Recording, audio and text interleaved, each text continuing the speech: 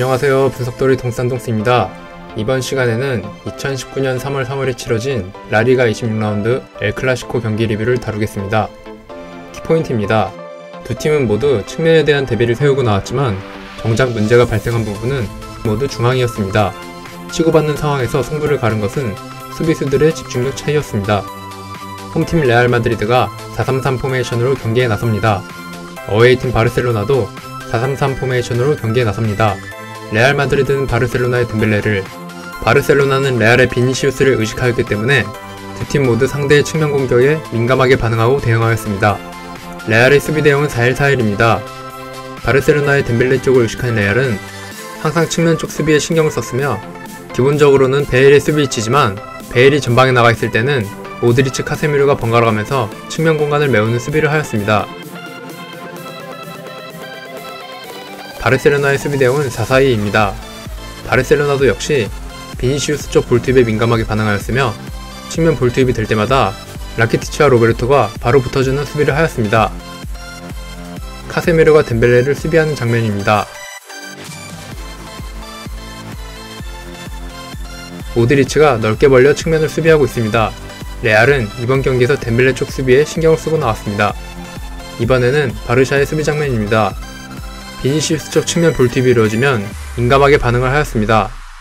중앙 수비수인 피케까지 올라와서 비니시우스를 강하게 압박하는 장면입니다. 하지만 두 팀 모두 신경을 쓰고 나온 측면이 아닌 다른 부분에서 결정적인 장면들이 발생하였습니다. 레알은 바르샤의 4-4-2 수비 대응의 약점인 수비라인과 미드라인의 사이 공간을 공략하였습니다. 모드리치가 주로 올라가서 이 부분을 공략하였으며 비니시우스와 벤제마도 이 공간을 적극적으로 활용하였습니다.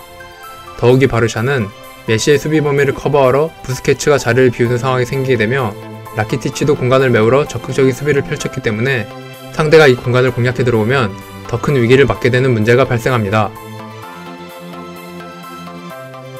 바르샤는 상대에게 이러한 장면을 내주지 않기 위해 오른쪽 미드필더에 하드워커인 라키티치와 비달을 번갈아 가면서 기용하고 있습니다.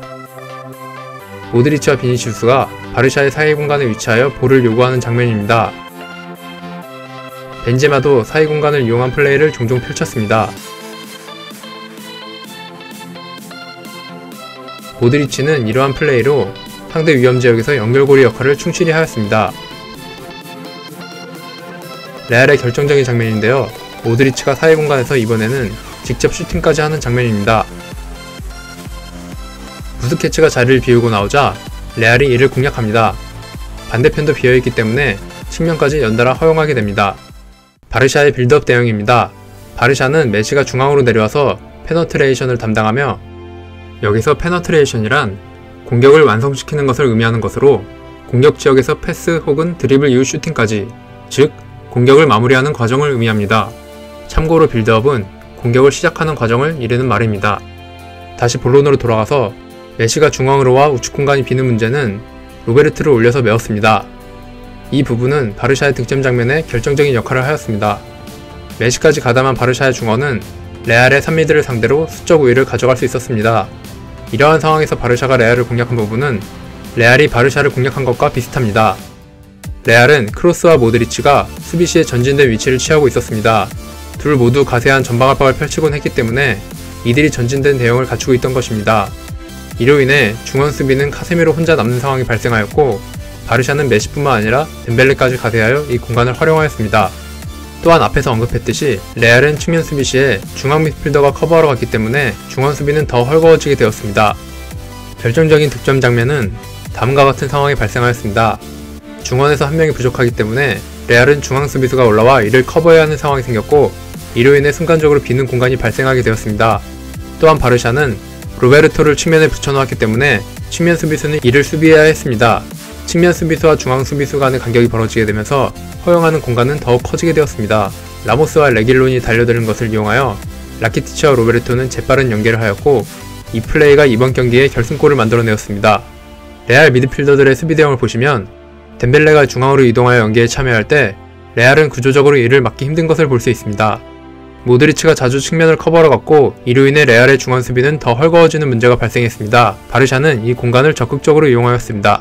바르샤는 이를 이용하여 메시와 카세미로의 1대1 상황을 만들어냈고, 카세미로 혼자 이를 저지하기는 힘들어 보입니다. 중원 수비가 힘든 상황에 오자 라모스까지 가세하여 메시를 수비합니다. 바르샤는 이 부분도 점차 공략하였습니다. 라모스는 라키티치를, 레길로는 로베르토를 수비해야 하는 상황에서 공간이 벌어지게 되고 라키티치와 로베르토가 순간적인 연계로 이를 허물며 득점에 성공하였습니다. 두 팀 모두 측면에 대한 수비는 미리 인지하고 대처를 하였으나 중원에서 약점을 드러냈습니다. 하지만 레알과 달리 바르셀로나는 수비수들이 집중력을 잃지 않았으며 그들의 집중력 차이가 이번 엘클라시코의 승부를 갈랐습니다. 이상입니다. 재미있게 보셨다면 구독과 좋아요 부탁드립니다. 다음에 더 나은 컨텐츠로 돌아오겠습니다. 시청해주셔서 감사합니다.